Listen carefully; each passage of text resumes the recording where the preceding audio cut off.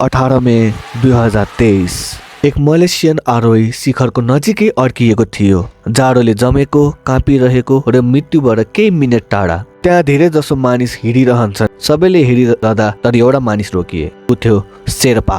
ऊ एउटा गाइड थियो र उसले क्लाइन्टलाई पुर्याउन अलिकति मात्र बाटो बाँकी थियो। तर उसले पैसा भन्दा कसैको जीवन ठुलो भनेर उसले त्यो आरोहीलाई मद्दत गर्ने निर्णय गर्छ।